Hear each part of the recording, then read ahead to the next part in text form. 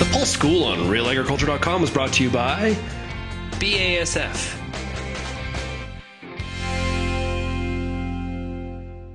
I'm Amber Bell, and this is Real Agriculture. Here today for an episode of Pulse School with Shane Strydhorst of Pulse Canada and Alberta Pulse Growers, and we're going to be talking about nodulation. We're standing by a faba bean field here, but this kind of goes across the board among all pulses, correct? Correct, yes. Nodulation is the magic that makes pulses great. Okay, so let's dive right into it.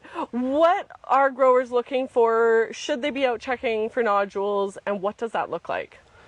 So this crop behind us, you can see the color is really rich, dark green. It's very healthy, definitely fixing its own nitrogen. What we'd probably want to be looking for is a paler color, and much earlier in the growing season, probably that 2 to 4 leaf stage where we wouldn't have applied our herbicide yet. So if there was any pale color, it would be because the plants are suffering from a stress other than what herbicide would cause. Right. Would you recommend checking for nodules even if you're not seeing that pale color? Like, is it just good practice? It's a good practice just to make sure that things are going right, and particularly if you remember having a mess up at seeding time, things can happen. Can forget to inoculate. There could be some interaction between the seed treatment and your inoculant. Perhaps you applied inoculant and got rained out or had a breakdown or out of the field for a couple of days. That inoculant doesn't live very long if it's not either kept cool in the bag or in the soil with the seed. So those are all things to keep in mind if you think you might have a problem.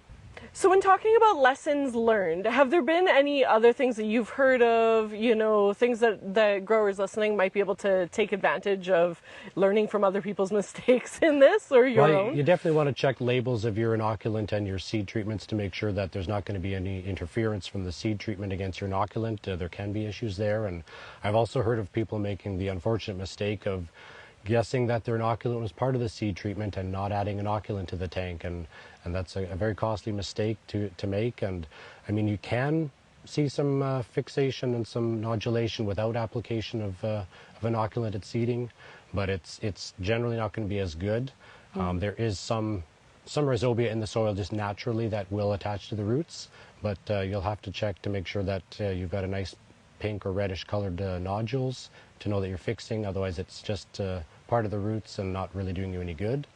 And if you're a frequent pulse grower, like this particular field has probably had 6 or 7 pulse crops in the last 15 or 20 years, and there will be some background rhizobia in the soil, but I would always recommend to any grower just put the inoculant on or in the tank, and then you're guaranteed to have success. Right. If you do have a problem, what are you looking at on your sort of return on investment for that later on in the season? Like, what's going to be the impact of a lack of nodulation? So if you don't have good nodulation, you're basically growing a faba bean crop or any pulse crop the same as you would canola or wheat or barley without giving it nitrogen. So at that point, if you don't have nodulation, you'd be looking at a rescue application of nitrogen to get that crop through. And because pulses fix so much nitrogen, you're looking at a lot of nitrogen added. And Shane, what have been some of your experiences with a lack of nodulation, or have you had any where you're like, man, I'm really glad I caught that in time? So we had it once where we got into the field, it was too wet, and we'd use the liquid formulation of inoculant, which you have to apply onto the seed as you're loading into the cart, in our case.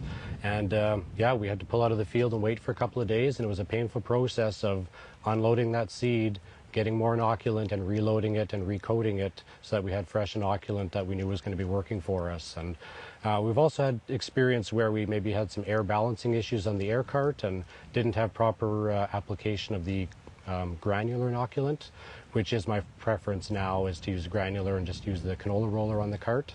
But that can happen too, and yeah, definitely something you want to keep an eye on and correct if you can. So there's a lot of things that can go wrong. Is there any damage that can be caused by pests for nodulation? Is that something producers should be looking for? Yeah, there's definitely a pest, pea leaf weevil. I mean, don't let the name fool you. They love faba beans, and the characteristic notching in the leaves is the first sign that you have them, but the real damage that they do is below ground, which you can't see. They actually eat the nodules right off the roots, and if they do that, then it's just like as if you didn't apply inoculant, and your crop is not going to be fixing its own nitrogen. So in my particular preference is to buy some insurance and put some insecticide on as part of the seed treatment program to help defend against those. If a grower has gotten to the point in the season where there is that lack of nodulation, they know that there's been some damage done maybe by pea leaf weevil or an incident during seeding, is there something they can do about it at this point?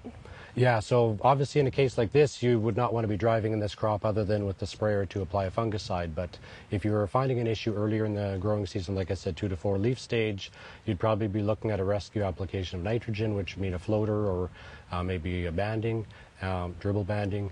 And so you'd want to be you'd be applying a lot of nitrogen. If you do a little bit, it's not really going to help because it'll just make the crop lazy and it'll use the nitrogen you applied before it even tries to fix any, if there is any ability. So, you know, some really quick math on a 50 bushel faba bean crop, a person could be looking at over 140 pounds of nitrogen just exported in the seed of that crop. So depending what your background levels are in the soil, you'd be applying quite a bit of nitrogen. If you had the yield potential on that year with the growing conditions, you'd be applying a lot to get a good crop out of it at that point. Wow. And at what stage of the plant growth does it actually start fixing its own nitrogen and you no longer have to worry about that nodulation issue? Fairly early on. I mean, even at that early stage, you will see some nodules, and I mean, not just 1 or 2, but, you know, several on each plant. And by this stage, they'll have dozens or hundreds of nodules on. And yeah, based on the growth and the color of this crop, we know that it's fixing a lot of nitrogen at this point. Okay, and let's go into the actual how to check for nodules. What does that actually look like in the field?